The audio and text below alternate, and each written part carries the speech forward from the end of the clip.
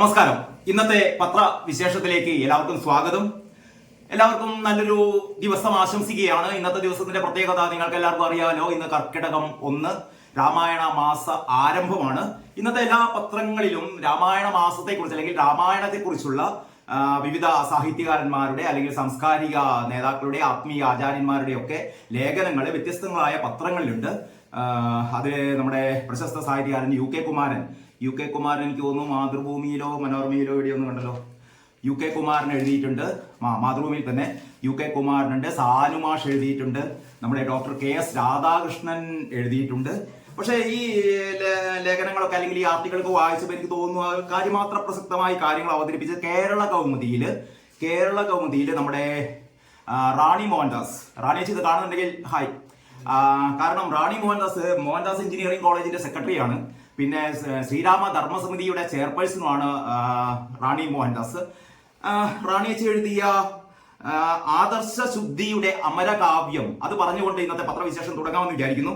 ഇതില് ഈ ആദർശ ശുദ്ധിയുടെ അമരകാവ്യം ഇന്ന് രാമായണ മാസാരംഭം എന്ന് പറയുന്ന ആർട്ടിക്കിൾ, അതായത് കേരള കൗമുദിയുടെ ഒരു മിഡിൽ പീസ് പോലെയാണ് കൊടുത്തത്. ശരിക്കും ടോപ്പ് വാറായിട്ട് കൊടുക്കേണ്ടതായിരുന്നു, മിഡിൽ പീസ് ആയിട്ട് കൊടുത്തു. ആദർശ ശുദ്ധിയുടെ അമരകാവ്യം. ഇതിൽ ഏറ്റവും പ്രസക്തമായ ഒരു കാര്യം, എല്ലാ രാഷ്ട്രീയ നേതാക്കളും പിണറായി വിജയൻ തൊട്ട് നമ്മുടെ റിയാസ് തൊട്ട് ഇങ്ങേപ്പുറത്ത് ഏറ്റവും അവസാനം പ്രമോദ് കോട്ടൂളി വരെയുള്ള നമ്മുടെ സഖാക്കളെല്ലാം മനസ്സിരുത്തി ഈ രാമായണ മാസം രാമായണം വായിക്കണമെന്ന് അഭ്യർത്ഥിക്കുകയാണ്.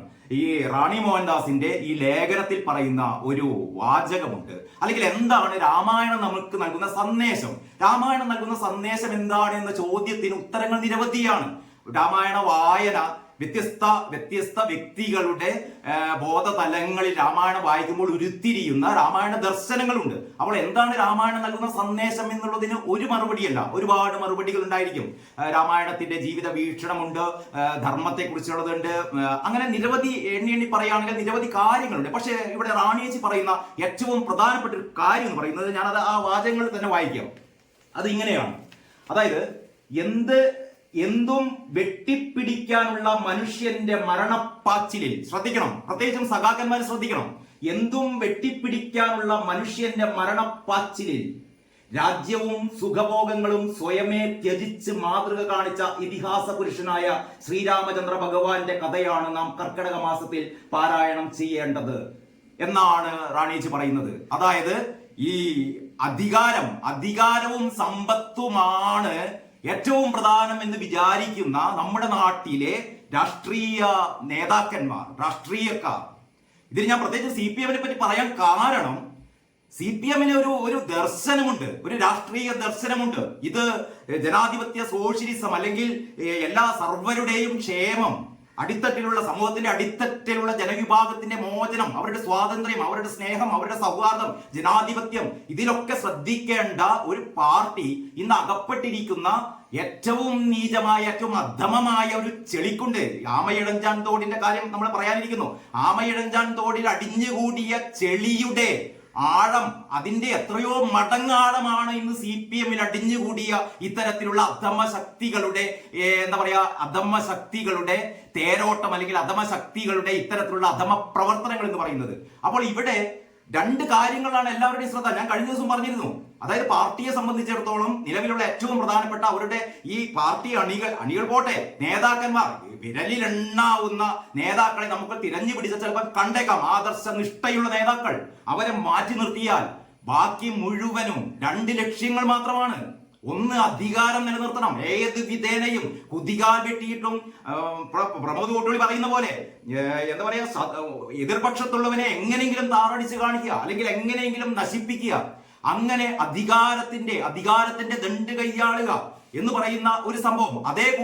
അതോടൊപ്പം തന്നെ ധനം, സമ്പത്ത് വെട്ടിപ്പിടിക്കുക. അങ്ങനെ സമ്പത്തും അധികാരവും കൈക്കലാക്കാനുള്ള ഒരു നെട്ടോട്ടത്തിനിടയിൽ നമ്മൾ രാമന്റെ കഥ പഠിക്കണം, രാമന്റെ കഥ മനനം ചെയ്യണം. ഇതിൽ രാമൻ അധികാരവും സമ്പത്തും ഉപേക്ഷിച്ചുകൊണ്ട്, അധികാരവും സമ്പത്തിനും പുല്ലുവില കൽപ്പിച്ചുകൊണ്ട് രാമൻ വനവാസത്തിന് ഇറങ്ങുകയാണ്. ഈ ഒരൊറ്റ രാമായണത്തിന്റെ സന്ദേശം എന്ന് പറയാൻ എന്നെ സംബന്ധിച്ചിടത്തോളം, അപ്പൊ ഞാൻ പറയുകയാണെങ്കിൽ രാമായണത്തിന്റെ സന്ദേശം എന്റെ മനസ്സിൽ തട്ടിയത് ഈ റാണി ചെടി ഈ പറയുന്ന ആർട്ടിക്കിൾ വായിച്ചു കഴിഞ്ഞപ്പോൾ ഈ ഒരു വരികളാണ്. ഇതിനേക്കാൾ ഗഹനമായ കാര്യങ്ങൾ UK കുമാർ എഴുതിയിട്ടുണ്ട്, സാനുമാഷ് എഴുതിയിട്ടുണ്ട്, ഡോക്ടർ KS രാധാകൃഷ്ണൻ എഴുതിയിട്ടുണ്ട്. പക്ഷേ നമ്മുടെ നിത്യജീവിതവുമായി ബന്ധപ്പെട്ട അല്ലെങ്കിൽ ഇന്നത്തെ രാഷ്ട്രീയ സാമൂഹ്യ സാഹചര്യങ്ങളുമായി നമ്മൾ ചേർത്ത് വെക്കുമ്പോൾ രാമായണം നമുക്ക് നൽകുന്ന സന്ദേശം ഇതാണ്. രാമന്റെ ജീവിത ദൗത്യം എന്ന് പറയുന്നത്, അല്ലെങ്കിൽ രാമൻ ജീവിതത്തിലൂടെ നമുക്ക് കാണിച്ചു തരുന്ന സന്ദേശം എന്ന് പറയുന്നത് സമ്പത്തും ധനവും അല്ല പ്രധാനം, ധർമ്മമാണ്, നീതിയാണ്, സത്യമാണ്. ഇത്തരമൊരു ഇത്തരമൊരു സന്ദേശം ഉൾക്കൊള്ളുന്നതിന് വേണ്ടിയിട്ടുള്ള ശ്രമം ആരുടെയെങ്കിലും ഭാഗത്ത് നിന്ന് ആരംഭിച്ചെങ്കിൽ അത് നാടിന്റെ നന്മയായി എന്ന് മാത്രമേ പറയാനുള്ളൂ. നമുക്ക് ബാക്കിയുള്ള കാര്യങ്ങളിലേക്ക് കടക്കാം. ഞാൻ കേരളമതി ആദ്യം കയ്യിലെടുത്തുകൊണ്ട് കേരളമതിയിൽ നിന്ന് തന്നെ തുടങ്ങാമെന്ന് വിചാരിക്കുന്നു.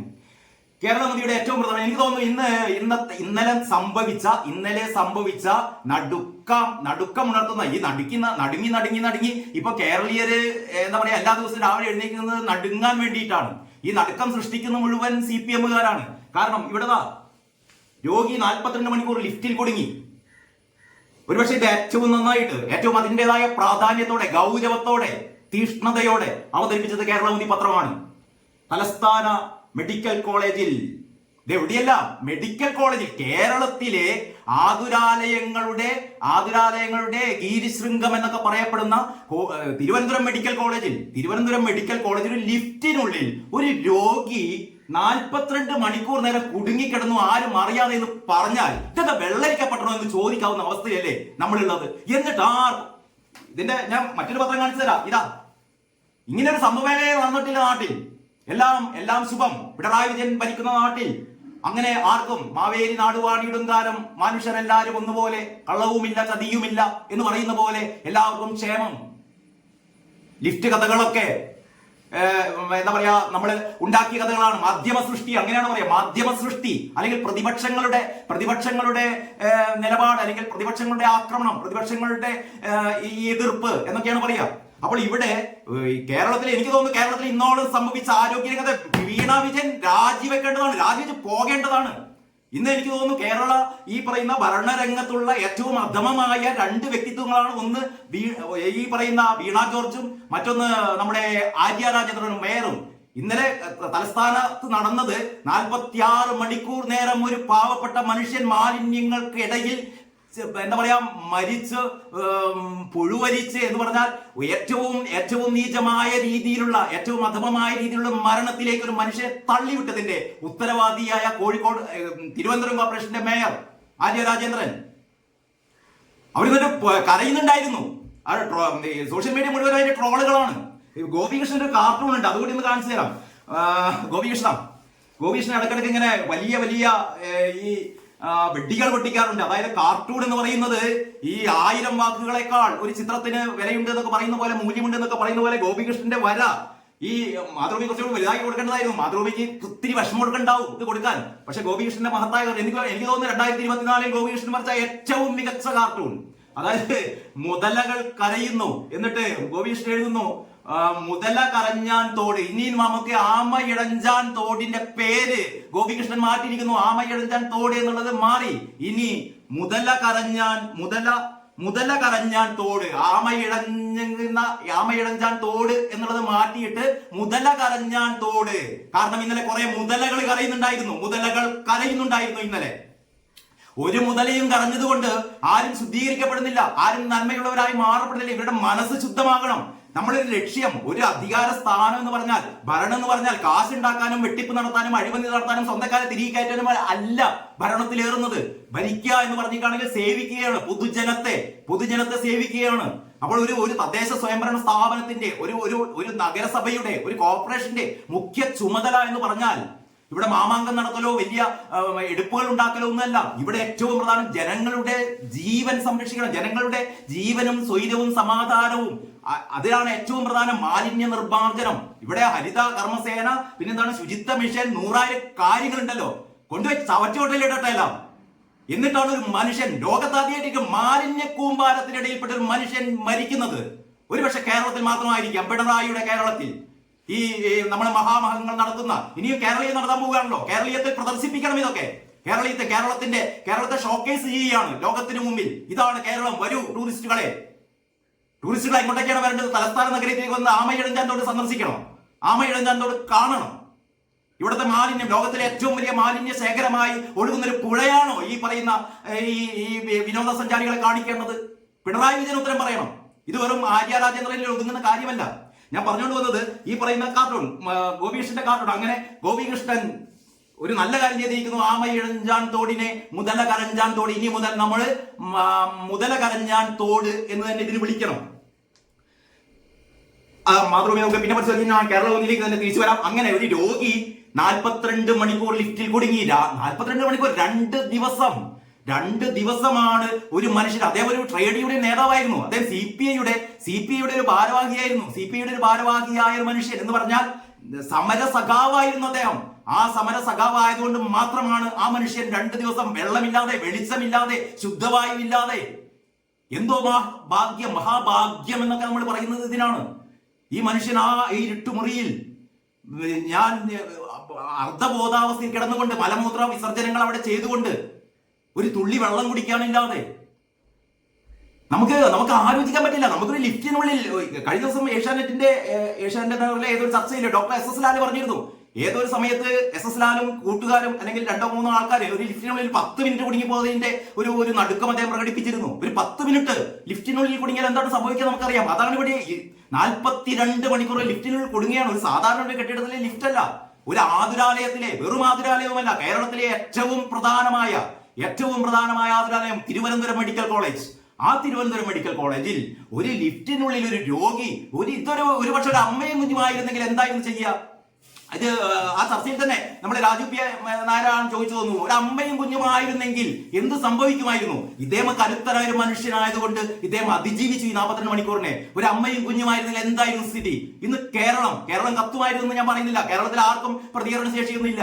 ഇത് ലിഫ്റ്റിലെ കുറ്റം പറയും, അതായിരിക്കും ഉണ്ടാകുക. ഇങ്ങനെ വല്ല ദുരന്തവും സംഭവിച്ചു കഴിഞ്ഞാൽ വീണ ജോർജ് ആദ്യം അന്വേഷണത്തിന്, അങ്ങനെയാണല്ലോ വീണ ജോർജ് എന്തും അന്വേഷിക്കാൻ ഉത്തരവിട്ടു. എന്നിട്ട് എന്ത് സംഭവിച്ചു നമുക്കൊന്നും അറിയില്ല. അന്വേഷിക്കാൻ ഉത്തരവിട്ടു, റിപ്പോർട്ട് തേടി. വീണ ജോർജിന്റെ ഈ ഭരണകാലയളവിൽ ഒരുപാട് റിപ്പോർട്ടുകൾ തേടിയിട്ടുണ്ട്. റിപ്പോർട്ടുകൾ എന്തൊക്കെയാണ് കിട്ടിയത് നമുക്കറിയില്ല. അപ്പോൾ ഞാൻ പറഞ്ഞുകൊണ്ട് വരുന്നത്, ഇത്രയും നിരുത്തരവാദപരമായ, ഇത്രയും കെട്ടകാലം ഇതിനു മുമ്പ് കേരളത്തിൽ ഉണ്ടായിട്ടില്ല, നമ്മുടെ ഒന്നും ജീവിതത്തിൽ ഉണ്ടായിട്ടില്ല, ഓർമ്മയില്ല.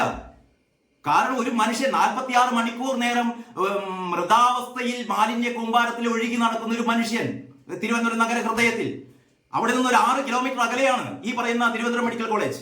ആ തിരുവനന്തപുരം മെഡിക്കൽ കോളേജിലാണ് ഇങ്ങനെ ഒരു ദാരുണമായ സംഭവം ഉണ്ടായത്. ഇതൊന്ന് കേരളത്തിൽ മാത്രമാണ് ഇത്രയും പ്രാധാന്യത്തോടെ. മറ്റു പത്രങ്ങൾ പലതും അവരുടേതായ താല്പര്യം കൊണ്ട് അത് ചെറുതാക്കിയും അല്ലെങ്കിൽ ഇത്രയും പ്രാധാന്യം നൽകാതെയൊക്കെ കൊടുത്തു. പക്ഷെ കേരളമുനി ആ രീതിയിൽ, ഇന്നലെ ഞാൻ കേരളമുനിയോട് ഒരുപാട് കുറ്റം പറഞ്ഞിരുന്നു പിന്നിൽ കൊടുത്തൊരു പരസ്യത്തിന്റെ പേരിൽ. നമുക്ക് ഓരോ ദിവസവും പത്രങ്ങളെ കുറിച്ച് പറയുന്നത്, ആ പത്രത്തിൽ അന്ന് എന്തൊക്കെയാണ് ചെയ്തതെന്നുള്ളതിന്റെ അടിസ്ഥാനത്തിൽ ഇന്ന് എനിക്ക് തോന്നുന്നു ഏറ്റവും മികച്ച പത്രം എന്ന് പറയുന്നത് ഞാൻ ഇന്ന് എടുത്തു കാട്ടുക കേരളമുനി തന്നെയാണ്. എന്തുകൊണ്ടെന്ന് പറഞ്ഞാൽ ഈ പ്രതിബദ്ധത ഇതാണ്. കെ സുകുമാരന്റെ പത്രം എന്ന് പറയുന്നത് ഇതാണ്. അതല്ലാതെ ഇന്നലത്തെ പത്രമല്ല. ഇന്നലത്തെ പത്രം പുത്തൻ തലമുറക്കാരുടെ പത്രമാണ്. ഇതാണ് കെ സുകുമാരന്റെ പത്രം എന്ന് പറയുന്നത്. അപ്പൊ ഇവിടെ 3 പേർക്ക് സസ്പെൻഷൻ ഉണ്ട് അത്രേ. ഈ ലിഫ്റ്റ് ഓപ്പറേറ്റർക്ക് 2-3 പേർക്ക് സസ്പെൻഷൻ കൊടുത്തു കഴിഞ്ഞാൽ സംഭവം തീർന്നല്ലോ. സസ്പെൻഡ് ചെയ്യേണ്ടത് ഈ ലിഫ്റ്റ് ഉദ്യോഗസ്ഥന്മാരെയല്ല, മന്ത്രിയെയാണ്. കാരണം ഈ ഒരു ആരോഗ്യരംഗം കേരളത്തിൽ ഡോക്ടർ കെ ഇക്ബാലിന്റെ ഒരു ഫേസ്ബുക്ക് പോസ്റ്റ് ഉണ്ട്, അത് ഞാൻ വേറൊരു വീഡിയോ പറയാം. കേരളം പകർച്ചവ്യാധികളുടെ പിടിയിലാണ്. ഇതൊന്നും ആരും ശ്രദ്ധിക്കുന്നില്ല. കേരളം പഴയ കാലത്തൊന്നും ഇല്ലാത്ത വിധം അതിഭീകരമായ പകർച്ചവ്യാധികളുടെ പിടിയിൽപ്പെട്ടുഴലുകയാണ് കേരളം. എന്നിട്ട് നമ്മൾ നമ്പർ വൺ എന്ന് തിരുവാതിര കളിച്ചാൽ ഓരോ ദിവസവും ഇവിടെ മരണപ്പെട്ടുകൊണ്ടിരിക്കുന്ന മനുഷ്യർ വലിയ മഹാരോഗങ്ങൾ പിടിച്ചിട്ടല്ല, പനി പിടിച്ചിട്ട്, വ്യത്യസ്ത രീതിയിലുള്ള പനികൾ പിടിച്ചിട്ട് മനുഷ്യർ മരിക്കുന്നു. എന്നിട്ട് നമ്മുടെ ആരോഗ്യമന്ത്രി ചിരിച്ചുകൊണ്ട് ഇതാണ് കാപ്പ പ്രതിയെ മാറിയിടുന്നു. ഈ വധശ്രമ കേസ് പ്രതിയെ മാറി സ്വന്തം സഖാക്കളെ കൊല്ലാൻ വേണ്ടി ശ്രമിച്ച SFI-ക്കാരെ, ഇപ്പൊ പുതുതായി വന്നത് DYFI-ക്കാരെ, SFI-ക്കാരെയും DYFI-ക്കാരെയും കൊല്ലാൻ വേണ്ടി ശ്രമിച്ച പ്രതികളെ രക്തഹാരമണിയിച്ച് ഇൻക്ലാബ് സിന്ദാബാദ് വിളിച്ച് പാർട്ടിയിലേക്ക് കൊണ്ടുവരുന്ന വീണ ജോർജ്. ഇവരൊക്കെ കണ്ടിട്ട് എങ്ങനെയാണ് പുതിയ ആൾക്കാർ ഈ പാർട്ടിയെ വിശ്വസിക്കുക? ആരോഗ്യ വകുപ്പ് ഭരിക്കാൻ അറിയില്ല ഇവർക്ക്. എന്നിട്ട് അവരെ ഈ പറയുന്ന കാപ്പ പ്രതികളുടെ കൂടെ ഗുണ്ടകളെ വരവേൽക്കുകയാണ്. അങ്ങനെ ഒരു ഡിപ്പാർട്ട്മെന്റ് പിണറായി വിജയൻ നാളെ തുടങ്ങട്ടെ. വീണ ജോർജിന് അതിന്റെ അതിന്റെ ചെയർമാൻഷിപ്പ് കൊടുക്കട്ടെ, അവിടെ ഇരുന്ന് ഭരിക്കട്ടെ. പാർട്ടിയിലേക്ക് ഗുണ്ടകളെ, ജയിലിൽ നിന്ന് വരുന്ന ഗുണ്ടകൾക്ക് മുഴുവൻ പാർട്ടിയിലേക്ക് സ്വാഗതം. അങ്ങനെയാണല്ലോ ഈ പത്തനംതിട്ടയിൽ 62 പേർക്ക് ഈ അംഗത്വം കൊടുത്തത്. കാപ്പ പ്രതി, മയക്കുമരുന്ന് കേസ് പ്രതി, വധശ്രമ കേസ് പ്രതി, പിടികിട്ടാ പ്രതി, പ്രതികെട്ടാ പുള്ളി, ഇങ്ങനെ പറഞ്ഞു തുടങ്ങിയാൽ തീരില്ല. നമുക്ക് വീണ്ടും കേരള കൗമുദിയിലേക്ക് വരാം. അങ്ങനെ കേരള കൗമുദിയുടെ ഒന്നാമത്തെ സ്റ്റോറി, രോഗി 42 മണിക്കൂർ ലിഫ്റ്റിൽ കുടുങ്ങി. KS അരവിന്ദിന്റെ സ്റ്റോറിയാണ്. പിന്നീട് മറ്റൊരു പ്രധാനപ്പെട്ട വാർത്ത, ഒളിക്യാമറ ഓപ്പറേഷൻ തെറ്റല്ലെന്ന് ഹൈക്കോടതിയുടെ നല്ല നിരീക്ഷണമാണ്. ഒളിക്യാമറ, സാധാരണ ഈ ഒളിക്യാമറ നിയമവിരുദ്ധമാണ്. ഒളിക്യാമറ ഉപയോഗിച്ചിട്ട് നമ്മൾ സാധാരണ സ്റ്റിംഗ് ഓപ്പറേഷനുകളൊക്കെ നടത്തുക ഒളിക്യാമറകൾ ഉപയോഗിച്ചിട്ടാണ് പല നിയമവിരുദ്ധ പ്രവർത്തനങ്ങളും പകർത്തുക. അങ്ങനെ പകർത്തുന്നവർക്കെതിരെ കേസ് വന്നപ്പോൾ ഹൈക്കോടതി പറഞ്ഞിരിക്കുന്നു, സതുദ്ദേശത്തോടെ ഒരു അഴിമതി പുറത്തു കാണിക്കാൻ വേണ്ടിയിട്ട് അല്ലെങ്കിൽ ജനാധിപത്യ പ്രക്രിയ സുഗമമായി നടക്കാൻ വേണ്ടിയിട്ട് പത്രപ്രവർത്തകർ, മാധ്യമ പ്രവർത്തകർ ഒരു സ്റ്റിംഗ് ഓപ്പറേഷൻ നടത്തിയാൽ, ഒളിക്യാമറ വെച്ച് ദൃശ്യങ്ങൾ പകർത്തിയാൽ അതിനെ ഒരിക്കലും തെറ്റു പറയാൻ പറ്റില്ല എന്ന് പറയുന്ന ഏറ്റവും കൃത്യമായ, ഏറ്റവും പോസിറ്റീവായ ഒരു നിരീക്ഷണം ഹൈക്കോടതി നടത്തിയിരിക്കുന്നു. പിന്നീട് ജെറോമിക് ജോർജിനെ മാറ്റി അനുകുമാരി തിരുവനന്തപുരം കളക്ടർക്ക് ഒരു മാറ്റം. എനിക്ക് തോന്നുന്നു മറ്റേ ആമയിഴഞ്ചാത്തോടിലെ പ്രശ്നങ്ങളൊക്കെ അവസാനം കളക്ടറുടെ തലയിലൊക്കെ ഇട്ട് തലയുരാനുള്ള ശ്രമമാണെന്ന് തോന്നുന്നു. പ്രാർത്ഥന വിഫലം, ജോയ്ക്ക് അന്ത്യയാത്ര, അതിനെക്കുറിച്ച് കൂടുതലൊന്നും പറയുന്നില്ല. ജോയ് എന്ന് പറയുന്ന പാവപ്പെട്ട മനുഷ്യന്റെ ആത്മാവിന് നിത്യശാന്തി നേരുക മാത്രമേ ചെയ്യാനുള്ളൂ. ആ കുടുംബം, ആ ഇന്നലെ പൊട്ടിക്കരയുന്ന അമ്മയെ കണ്ടു, സഹോദരിയെ കണ്ടു. ഇതൊന്നും ആർക്കും തിരിച്ചു കൊടുക്കാൻ പറ്റില്ല. 10 ലക്ഷം കൊടുത്തേക്കാം നിങ്ങൾ. ഇപ്പൊ നാളെ നടക്കുന്ന മന്ത്രിസഭാ യോഗത്തില് വീണ്ടും പുതിയ നഷ്ടപരിഹാരം, റെയിൽവേ നഷ്ടപരിഹാരം കൊടുക്കണം എന്ന് പറയുന്നു. ഈ പറയുന്ന മന്ത്രിസഭ നഷ്ടപരിഹാരം കൊടുക്കുകയായിരിക്കും. പക്ഷെ എത്ര നഷ്ടപരിഹാരം കൊടുത്താലും നിങ്ങൾക്കൊരു ജീവൻ കൊടുക്കാൻ പറ്റുമോ? ഇത് എനിക്ക് ഭരണകൂടത്തിന്റെ കൊലയാണ്. പിണറായി വിജയൻ ഈ മാവോയിസ്റ്റുകളെ വെടിവെച്ച് വന്നില്ലേ, അതേപോലെ ഇത് വെടിവെച്ച് വന്നതാണ്. മാലിന്യം എന്ന ഉണ്ട കൊണ്ട് ഈ പറയുന്ന പാവപ്പെട്ട തൊഴിലാളിയുടെ നെഞ്ചത്തേക്ക് വെച്ച വെടിയാണ്. എന്നിട്ടാണ് ഈ തൊഴിലാളി മരിച്ചത്. റെയിൽവേനെ നിങ്ങൾക്ക് കുറ്റം പറയാം. ഇപ്പൊ അങ്ങനെയാണ് പറയുന്നത്, റെയിൽവേയാണ് എല്ലാറ്റിനും ഉത്തരവാദി, റെയിൽവേയാണ്. ആമയിഴഞ്ചാൻ റെയിൽവേ കോമ്പൗണ്ടിൽ നിന്ന് തുടങ്ങി റെയിൽവേ കോമ്പൗണ്ടിൽ അവസാനിക്കുന്ന ഒരു തോടല്ല. അത് മനസ്സിലാക്കണം. 16-17 കിലോമീറ്റർ നീളത്തിൽ നഗരഹൃദയത്തിലൂടെ ഒഴുകുന്ന തോടാണ്. തുടക്കം മുതൽ അവസാനം വരെ മാലിന്യങ്ങളാണ്. റെയിൽവേ കോമ്പൗണ്ടിൽ എന്ന് പറയുന്നത് ആകെ ഏതാണ്ട് ഈ പത്ര റിപ്പോർട്ടുകളൊക്കെ ശരിയാണെങ്കിൽ ഏതാണ്ട് ഒരു 115 മീറ്റർ മാത്രം ദൈർഘ്യമുള്ള ഒരു ഭാഗമാണ് 115 മീറ്റർ. അത്രയേ റെയിൽവേയുടെ കൈവശമുള്ളൂ. ഈ തോട് വൃത്തിയാക്കേണ്ടത് മുഴുവനും നഗരസഭയുടെ ഉത്തരവാദിത്തമാണ്, കോർപ്പറേഷന്റെ ഉത്തരവാദിത്തമാണ്, ജലസേചന വകുപ്പിന്റെ ഉത്തരവാദിത്തമാണ്. അതല്ലാതെ റെയിൽവേയുടെ ഉത്തരവാദിത്തമല്ല. ഇത് റെയിൽവേയാണ് മുഖ്യ പ്രതി. ഇത് തുടങ്ങിയ കാലത്ത് തന്നെ, അല്ലെങ്കിൽ ഈ ഒരു സംഭവം ഉണ്ടായ ഉടനെ തന്നെ മേയർ ആര്യ രാജേന്ദ്രൻ കരയാൻ തുടങ്ങിയിരുന്നു. റെയിൽവേയാണ് ഉത്തരവാദി. പിന്നെ ഇവർക്കൊക്കെ എന്താ പണി?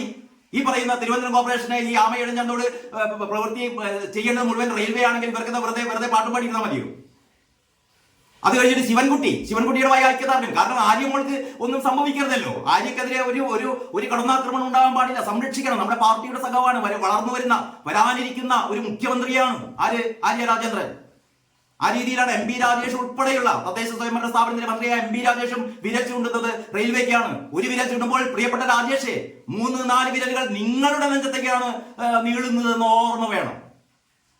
ആമയിഴഞ്ചാൻ തോട് റെയിൽവേക്ക് തകരാറുകൾ സംഭവിച്ചിട്ടുണ്ടായിരിക്കാം, റെയിൽവേക്ക് ഉത്തരവാദിത്തങ്ങൾ ഉണ്ടായിരിക്കാം. പക്ഷേ തിരുവനന്തപുരം കോർപ്പറേഷന്റെ ഉത്തരവാദിത്തത്തിന്റെ അത്രയൊന്നും എന്തായാലും റെയിൽവേക്ക് ഇല്ല. അത് ജനങ്ങൾക്കൊക്കെ മനസ്സിലായ കാര്യമാണ്. നിങ്ങൾ വെറുതെ കണ്ണിൽ പൊടിയേണ്ട കാര്യമൊന്നുമില്ല. അപ്പോൾ പറഞ്ഞു വരുന്നത്, ഈ പാവപ്പെട്ട തൊഴിലാളിയുടെ അന്ത്യയാത്ര അതും വളരെ ഔചിത്യത്തോടെ തന്നെ കൊടുത്തിരിക്കുന്നു. തലവര നമ്മുടെ സുജിത്ത് എന്താ പറയുന്നത്, ജോയ് ഭരണ സംവിധാനത്തിന്റെ അനാസ്ഥയുടെയും കെടുകാര്യസ്ഥതയുടെയും ഇര എന്ന് VD സതീശൻ പറയുന്നു. മലിനം തലസ്ഥാനം എന്നാണ് ഇതിന്റെ ക്യാപ്ഷൻ കൊടുത്തത്. ഏറ്റവും മലിനമായി കിടക്കുന്നത് തലസ്ഥാനമാണ്. തല എന്നുള്ളത് ഇൻവെർട്ടർ കോമയിൽ ഇട്ടിരിക്കുന്നത് എന്ന് പറഞ്ഞിട്ട് പിണറായി വിജയൻ ഇങ്ങനെ നിൽക്കുന്നുണ്ട്. എല്ലാറ്റിന്റെയും ഉത്തരവാദിത്തം ആ തലയാണ് എന്നാണ് സുജിത്ത് ചൂണ്ടിക്കാണിക്കുന്നത്. സുജിത്ത് അങ്ങനെയൊക്കെ ചൂണ്ടിക്കാണിക്കാമോ സുജിത്തെ എന്നേ ചോദിക്കാനുള്ളൂ. കാരണം നമ്മളങ്ങനെ കാരണബോധൻ എന്ന് പറയാൻ പാടില്ല. ആരാണ്?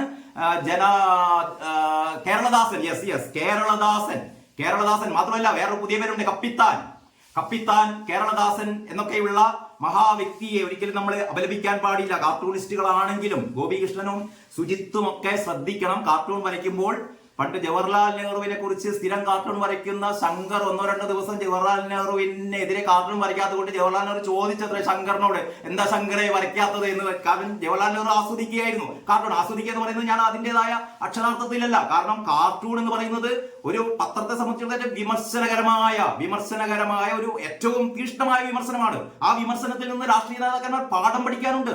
ജവഹർലാൽ നെഹ്റു പാഠം പഠിച്ചിരുന്നു. ശങ്കറിന്റെ കാർട്ടൂണുകളിൽ നിന്ന് ജവഹർലാൽ നെഹ്റു പാഠം പഠിച്ചിരുന്നു. പക്ഷേ സുജിത്തിന്റെ കാർട്ടൂണിൽ നിന്ന്, ഗോപികൃഷ്ണന്റെ കാർട്ടൂണിൽ നിന്ന് ഒരു പിണറായി വിജയനും ഒരു വീണ ജോർജും ഒരു ആര്യ രാജേന്ദ്രനും ഒരു എം വി രാജേഷും ഒരു പാഠവും പഠിക്കുന്നില്ല. ഒരു റിയാസും ഒരു പാഠവും പഠിക്കുന്നില്ല എന്നുള്ളതാണ് ഈ പറയുന്ന ഇന്നത്തെ കാലത്തെ കാർട്ടൂണുകളുടെ ദുരവസ്ഥ എന്ന് തോന്നുന്നു. എങ്കിലും പരാജയപ്പെടാൻ വേണ്ടിയിട്ടാണെങ്കിലും നമ്മൾ വരച്ചുകൊണ്ടേയിരിക്കുക, നമ്മൾ യുദ്ധം ചെയ്തുകൊണ്ടേയിരിക്കുക എന്ന് മാത്രമേ എനിക്ക് പറയാനുള്ളൂ. പിന്നീട് കേരള കൗമുദിയുടെ ഉള്ളിലെ പേജിലേക്ക് പോയാൽ ഉള്ളിലെ പേജില് കോവളം സതീഷ് കുമാറിന്റെ ഒരു നല്ല സ്റ്റോറി, ശരിക്കും ഒന്നാം പേജിൽ കൊടുക്കേണ്ട ഒരു സ്റ്റോറി ആയിരുന്നു. ഓണക്കച്ചവടത്തിനായി സപ്ലൈകോക്ക് 100 കോടി എന്നാണ് തലക്കെട്ട്. പക്ഷേ തലക്കെട്ടിൽ പറയാത്ത, തലക്കെട്ടിൽ വളരെ ലഘുവായ ഒരു കാര്യം, ഓണക്കച്ചവടത്തിനായി സപ്ലൈകോക്ക് 100 കോടി ഇന്നലെ അനുവദിച്ചു. സപ്ലൈകോക്ക് യഥാർത്ഥത്തിൽ 650 കോടി രൂപയോളം സപ്ലൈകോക്ക് ഈ സാധനങ്ങൾ നൽകിയ വിതരണക്കാർക്ക് കൊടുക്കാനുണ്ട് മാസങ്ങളായി.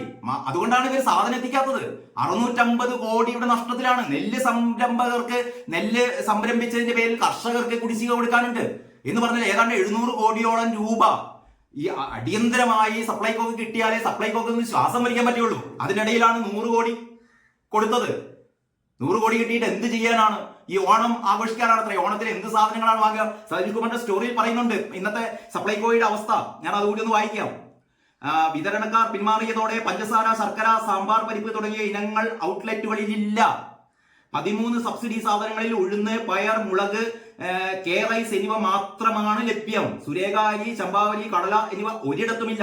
സബ്സിഡി ഇതര സാധനങ്ങളിൽ ശർക്കര, ഗ്രീൻ പീസ്, വടപ്പരിപ്പ്, കടുക്, ജീരകം, സവാള, വെളുത്തുള്ളി, സാമ്പാർ പരിപ്പ് എന്നിവയുമില്ല. ശൂന്യമാണ് സപ്ലൈകോയുടെ ഷെൽഫുകളൊക്കെ. ആരോഗ്യമന്ത്രി രാജിവെക്കണം വി ഡി സതീശൻ പറയുന്നുണ്ട്. വി ഡി സതീശൻ ഇങ്ങനെ പറയാന്നുള്ളതല്ലാതെ എഡിറ്റോറിയൽ പേജ്, കേരളത്തിന്റെ എഡിറ്റോറിയൽ പേജിൽ ഞാൻ നേരത്തെ പറഞ്ഞ പോലെ റാണി മോഹൻദാസിന്റെ ലേഖനം, അതിന്റെ മേലെ കെ ബാലകൃഷ്ണൻ ഓർമ്മയിലെ ജ്വാലയായിട്ട് ഇന്ന് 40 വർഷം നമുക്ക് സ്മരിക്കാം. നമ്മുടെ കെ ബാലകൃഷ്ണൻ എന്ന് പറയുന്ന പോരാളിയായ പത്രപ്രവർത്തകൻ, പോരാളിയായ എഴുത്തുകാരൻ, പോരാളിയായ സാമൂഹ്യ പ്രവർത്തകൻ, പോരാളിയായ രാഷ്ട്രീയ പ്രവർത്തകൻ, എല്ലാവർക്കും മാർഗദർശകമായ കെ ബാലകൃഷ്ണന്റെ ഓർമ്മയിലെ ജ്വാലയായിട്ട് എന്നാണ് നമ്മുടെ എൻ കെ പ്രേമചന്ദ്രന്റെ ആർട്ടിക്കിളാണ് സർഗധനനായ പോരാളി എന്ന തലക്കെട്ടിൽ കൊടുത്തിട്ടുള്ളത്.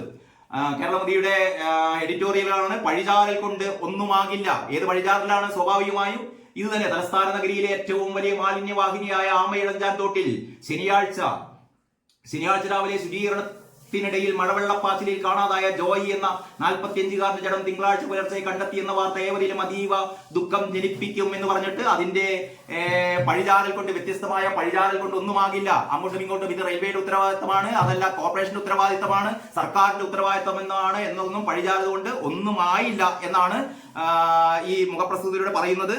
20 രൂപ ഊണിൽ മണ്ണ് വാരിയിടരുത് എന്ന് പറയുന്ന മറ്റൊരു എഡിറ്റോറിയൽ കൂടിയുണ്ട്. 20 രൂപ ഊണിൽ നമുക്കൊക്കെ അറിയാലോ, ഈ വിശപ്പ് രഹിത കേരളം എന്നും പറഞ്ഞിട്ട് 20 രൂപക്ക് ഊണ് കൊടുക്കുന്ന ഒരു പരിപാടി 4 വർഷം മുമ്പ് തുടങ്ങിയിരുന്നു കുടുംബശ്രീക്കാരുടെ നേതൃത്വത്തിൽ. ഇപ്പോൾ ആ പരിപാടി കഴിഞ്ഞ 1 വർഷമായിട്ട് സബ്സിഡി കൊടുക്കുന്നില്ല. അതിന് മുമ്പ് തന്നെ ഏതാണ്ട് സബ്സിഡി ഒരു 6-7 മാസത്തെ സബ്സിഡി കൊടുക്കാൻ ബാക്കിയാണ്.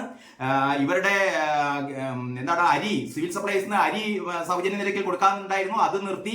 വാടക കൊടുക്കാൻ തദ്ദേശ സ്വയംഭരണ സ്ഥാപനങ്ങളോട് പറഞ്ഞിരുന്നു. വാടകയും ഇലക്ട്രിസിറ്റി ചാർജും വാട്ടർ ചാർജും അതൊന്നും കൊടുക്കുന്നില്ല. ചുരുക്കി പറഞ്ഞാൽ 20 രൂപക്ക് ഊണ് കൊടുക്കുക എന്ന് പറയുന്ന ഏറ്റവും നല്ല ഒരു പരിപാടി കൂടി നമ്മുടെ ഇടതുപക്ഷ സർക്കാർ, ജനക്ഷേമ സർക്കാർ, പിണറായി സർക്കാർ അട്ടിമറിച്ചിരിക്കുന്നു എന്ന വാർത്ത, അതിന്റെ കാര്യകാരണങ്ങളാണ് ഈ പറയുന്ന എഡിറ്റോറിയൽ പറഞ്ഞിരിക്കുന്നത്.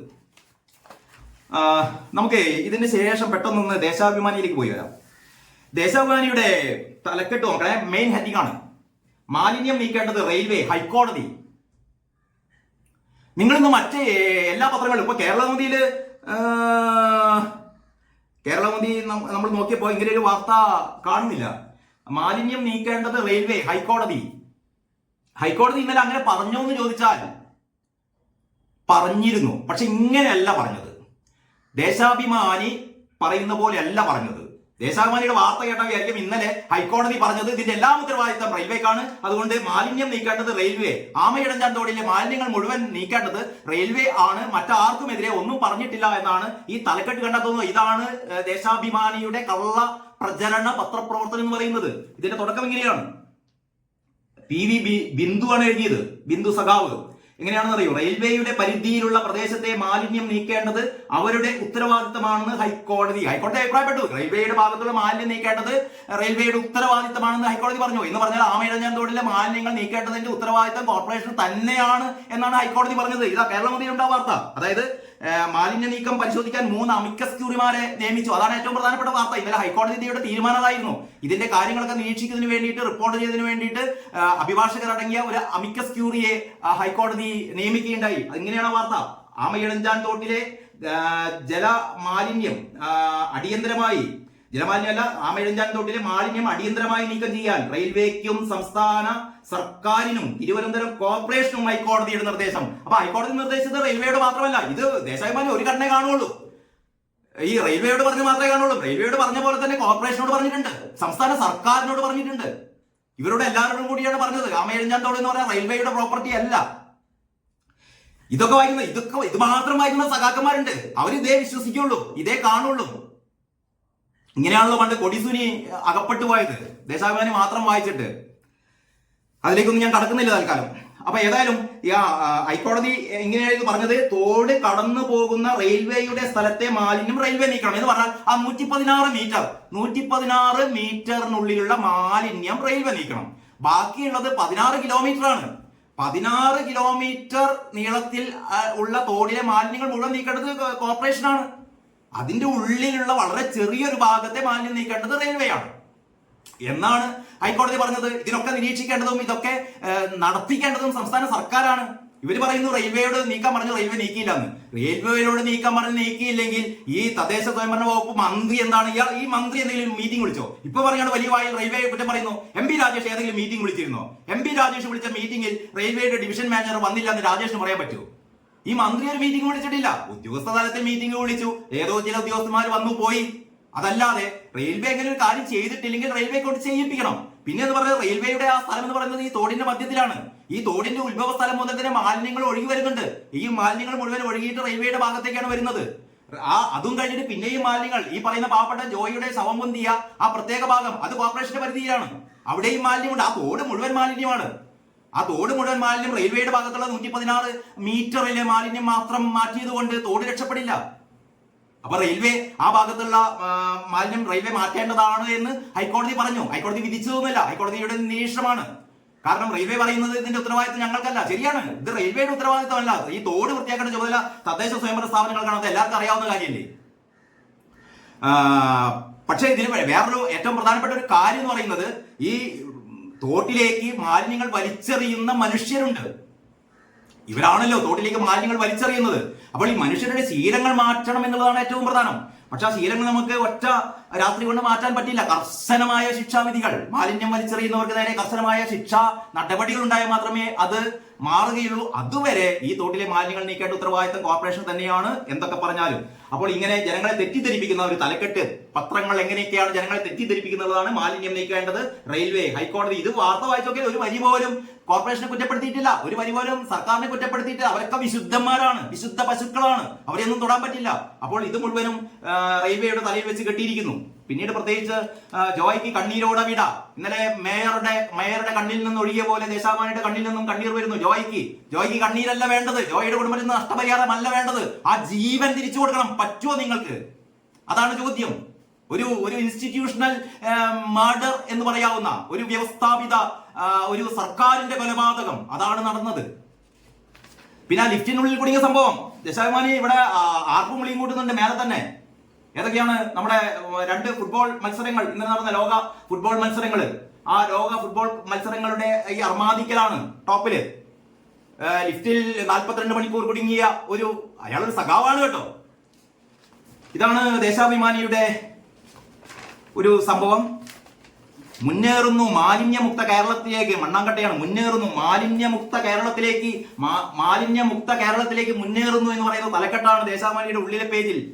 5-ാം പേജിൽ ഏറ്റവും പ്രധാനമായിട്ടുള്ള സംഭവം, തോട് വൃത്തിയാക്കാൻ റെയിൽവേ സമ്മതിച്ചില്ല അത്രേ. ശിവൻകുട്ടി പറയുന്നു, എന്റെ പ്രിയപ്പെട്ട ശിവൻകുട്ടി, നിങ്ങൾക്കൊരാളുണ്ടല്ലോ ഡൽഹിയിൽ ലക്ഷക്കണക്കിന് രൂപ ശമ്പളവും ആനുകൂല്യങ്ങളും സഹായിയും ഓഫീസും ഒക്കെ കൊടുത്ത് ഏതാണ്ട് ഒരു 15-20 ലക്ഷം രൂപ ഓരോ മാസവും നമ്മുടെയൊക്കെ നികുതി പണത്തിൽ നിന്ന്, എന്റെയും നിങ്ങളുടെയും നികുതി പണത്തിൽ നിന്ന് അവിടെ ഡൽഹിയിൽ ഒരാളെ നിയമിച്ചിട്ടുണ്ട് ഇതൊക്കെ കോർഡിനേറ്റ് ചെയ്യാൻ.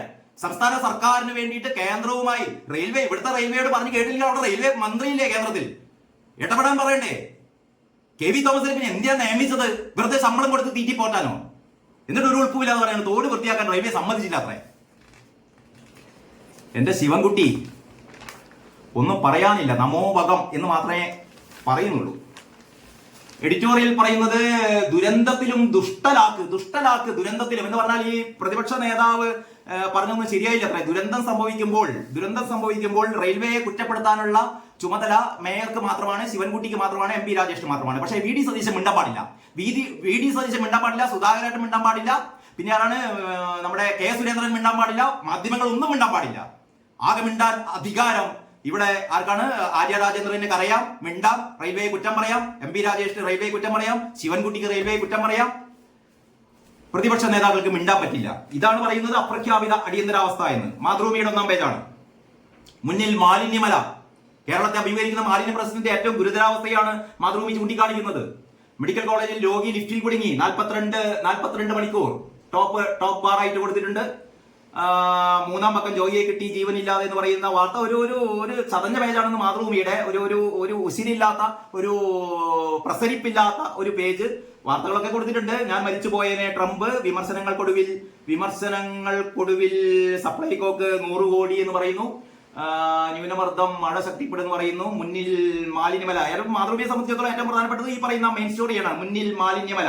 അതായത് പറയുന്നത് ഒരു വീട്ടിൽ ഒരു മാസം 2.5 കിലോഗ്രാം, ഒരു വീട്ടില് ഒരു മാസം 2.5 കിലോഗ്രാം പ്ലാസ്റ്റിക് വേസ്റ്റ് ഉണ്ടാവുന്നു. അങ്ങനെയാണെങ്കിൽ മാലിന്യമുക്ത കേരളത്തിലേക്ക് 250 ദിവസം, ഈ ഒരു വർഷത്തിനുള്ളിൽ മാലിന്യമുക്ത കേരളം എന്നൊക്കെയാണല്ലോ പറഞ്ഞത്. ഒരു ചുക്കും സംഭവിക്കില്ല. കാരണം ഒരു ദിവസം നീക്കേണ്ടത് 15,000 ടൺ മാലിന്യമാണെന്ന് ആർത്ത് നോക്കിയിട്ട് 15,000 ടൺ മാലിന്യമാണ് ഒരു ദിവസം കേരളത്തിൽ നിന്ന് നീക്കം ചെയ്യേണ്ടത്. ഒരു ദിവസം ഏതാണ്ട് 10,000 ടണ്ണിലേറെ മാലിന്യങ്ങൾ ഇവിടെ ജനറേറ്റ് ചെയ്യപ്പെടുന്നുണ്ട്. ഈ 10,000 എന്ന് പറയുന്നത് നേരത്തെ കെട്ടിക്കിടക്കുന്ന കൂടി ഉൾപ്പെടുത്തിയിട്ടാണ്. ഒരു ദിവസം 10,000-ലേറെ ടൺ മാലിന്യം ജനറേറ്റ് ചെയ്യുന്ന ഒരു സംസ്ഥാനത്ത് ഇത് മുഴുവനും ഈ 259 ദിവസം കൊണ്ട് നീക്കം ചെയ്യുമെന്ന് പറയുന്നത് നടക്കുന്ന കാര്യമല്ല. എല്ലാവർക്കും ഉത്തരവാദിത്തമുണ്ട് എന്നാണ് രാജേഷ് പറയുന്നത്, MP രാജേഷ് പറയുന്നത്. ആദ്യം രാജേഷിന് ഉത്തരവാദിത്തം നടത്തട്ടെ. മന്ത്രിയാണല്ലോ, മന്ത്രിക്ക് സാധാരണക്കാരനേക്കാൾ വലിയ ഉത്തരവാദിത്തം. പിന്നെ സാധാരണക്കാരനെ പഠിപ്പിക്കാൻ രാജേഷ് വരണ്ട, ആദ്യം സ്വന്തം കാര്യം ചെയ്തു കഴിഞ്ഞിട്ട് ചെയ്താൽ മതി. പ്രമോദ് കോട്ടോളിയുടെ ഒരു ഇന്റർവ്യൂ ഉണ്ട് കേട്ടോ.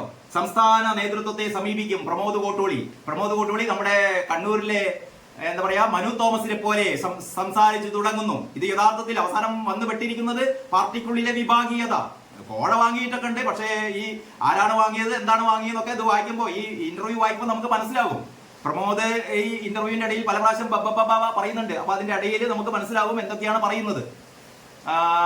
രാമകഥാമൃതം എന്ന് പറയുന്ന ആദികവി പഠിപ്പിക്കുന്നത് UK കുമാരന്റെ രാമായണത്തെ കുറിച്ചുള്ള ഒരു അവലോകനമാണ്, അല്ലെങ്കിൽ അതിനെക്കുറിച്ചുള്ള ഒരു ചിന്തയാണ്.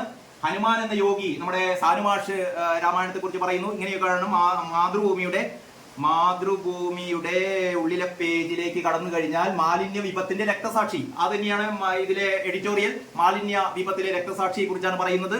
പിന്നീട് കേന്ദ്രത്തിന് സംയുക്ത നിവേദനം നൽകും. ഇന്നലെ സാമ്പത്തിക പ്രതിസന്ധി പരിഹരിക്കാൻ വേണ്ടിയിട്ട് കേന്ദ്രത്തിന് സംയുക്ത നിവേദനം നൽകും. ഇന്നലെ ഈ MP മാരുടെ ഒക്കെ ഒരു യോഗം വിളിച്ചിരുന്നു. മാലിന്യം നീക്കാൻ അടിയന്തര നടപടി വേണം. ദേശാഭിമാനി പറയുന്ന പോലെ മാലിന്യം നീക്കാൻ റെയിൽവേയോട് പറഞ്ഞതല്ല, മാതൃഭൂമി റിപ്പോർട്ട് ചെയ്യുന്നു. മാലിന്യം നീക്കാൻ അടിയന്തര നടപടി വേണം ഹൈക്കോടതി. ആരോടാ പറയുന്നത്? തിരുവനന്തപുരം ആമയിഴഞ്ഞാൻ തോട്ടിലെ മാലിന്യം നീക്കം ചെയ്യാൻ അടിയന്തര നടപടി സ്വീകരിക്കാൻ ഹൈക്കോടതി നിർദ്ദേശിച്ചു. ആരോടൊക്കെ? സർക്കാർ, റെയിൽവേ, കോർപ്പറേഷൻ എന്നിവർക്കാണ് നിർദ്ദേശം നൽകിയത്. സഖാക്കളെ, ഇത് റെയിൽവേയോട് മാത്രമല്ല നിർദ്ദേശം നൽകിയത്, കോർപ്പറേഷനോട് നിർദ്ദേശം നൽകിയിട്ടുണ്ട്, സർക്കാരിനോടും നിർദ്ദേശം നൽകിയിട്ടുണ്ട്. കള്ളത്തരം പ്രചരിപ്പിക്കരുത് എന്ന് മാത്രമേ പറയാനുള്ളൂ. മാധ്യമത്തിലേക്ക് കടക്കാം. മാധ്യമം പറയുന്നു, ഹാ കേരളം, സങ്കടപ്പേരായി ജോയ്.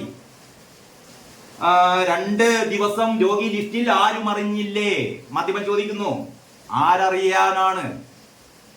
ആരും അറിഞ്ഞില്ലേ? ആരും അറിഞ്ഞില്ല.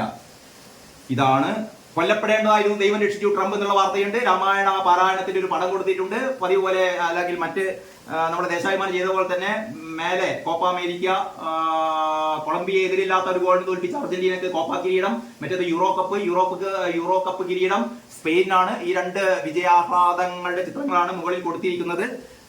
മാധ്യമത്തിന്റെ എഡിറ്റോറിയൽ അമേരിക്ക വിവേകം വീണ്ടെടുക്കുമോ എന്നുള്ളതാണ് കേട്ടോ. അമേരിക്ക വിവേകം വീണ്ടെടുക്കുമോ, അന്താരാഷ്ട്ര കാര്യങ്ങളാണ് മാധ്യമത്തിന്റെ ഏറ്റവും പ്രധാനപ്പെട്ട ശ്രദ്ധയിൽ വന്നിട്ടുള്ളത്. പിന്നീട് നമുക്ക് മലയാള മനോരമയിലേക്ക് കടക്കാം. മലയാള മനോരമയും ഇന്ന് കേരളമതി കഴിഞ്ഞാൽ നല്ല രീതിയിൽ കൊടുത്തത് മലയാള മനോരമയാണ് കാര്യങ്ങൾ അവതരിപ്പിച്ചത്. എനിക്ക് തോന്നുന്നു ആ ഒരു ദുരന്തം കാണേണ്ടവർ കണ്ണടച്ചു, അങ്ങനെയാണ് ഈ പറയുന്ന ഒരു ഡക്ക് കൊടുത്തത്. കാണേണ്ടവർ കണ്ണടച്ചു. ജോയിക്ക് മരണം, രവിക്ക് ജീവൻ മരണ പോരാട്ടം. ജോയിക്ക് മരണം, രവിക്ക് ജീവൻ മരണ പോരാട്ടം. ഇടയിൽപ്പെടുന്നവർ ആരാണ്? ഇടയിൽപ്പെടുന്നവർ സാധാരണക്കാരായ മനുഷ്യരാണ്. ആരുടെ ഇടയിൽ? ഉദ്യോഗസ്ഥരുടെ ഇടയിൽ, മന്ത്രിമാരുടെ ഇടയിൽ, അധികാരവർഗത്തിന്റെ ഇടയിൽ.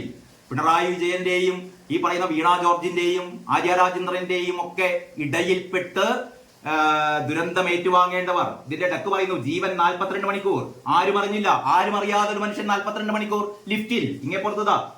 മരണം 46 മണിക്കൂർ. എല്ലാവരും അറിഞ്ഞിട്ടും മനോരമയുടെ ആ ഒരു ഹെഡിങ്ങിലുള്ള ഒരു പ്രൊഫഷണലിസം, ആരും അറിയാതെ 42 മണിക്കൂർ. ആ മനുഷ്യൻ എന്തോ ഭാഗ്യത്തിന് ജീവൻ രക്ഷപ്പെട്ടു. 46 മണിക്കൂർ എല്ലാവരും അറിഞ്ഞു, പക്ഷേ ആ ജീവൻ രക്ഷിക്കാനായില്ല. രണ്ട് മഹാദുരന്തങ്ങൾ. ഒരിക്കലും കേരളം മറക്കാനാവാത്ത ഒരു ദിവസമായിരുന്നു ഇന്നലെ. അതിന്റെ എല്ലാവിധ തീക്ഷ്ണതയോടെയും എല്ലാവിധ ഗൗരവത്തോടെയും മലയാള മനോരമ അവതരിപ്പിച്ചിരിക്കുന്നു. ഇനി കണ്ണൂർ ഇരുവേരിയിലും സഹകരണ ബാങ്ക് തട്ടിപ്പ്. ഇതൊന്നും മാധ്യമങ്ങളുടെ ഗൂഢാലോചന അല്ല കേട്ടോ. ഇതേപോലെ കരുവന്നൂർ പോലെ മറ്റൊരു ബാങ്ക് ഉദയം കൊള്ളുന്നു. കണ്ണൂർ ഇരുവേരിയിലെ സഹകരണ ബാങ്ക് കരുവന്നൂരിൽ സംഭവിച്ച പോലെ തന്നെ ഒരു ബാങ്ക് കൊള്ള, മറ്റുള്ളവരുടെ പേരിൽ കോടികൾ തട്ടി എന്ന് പറയുന്ന വാർത്തയാണ് ഇതിലുള്ളത്.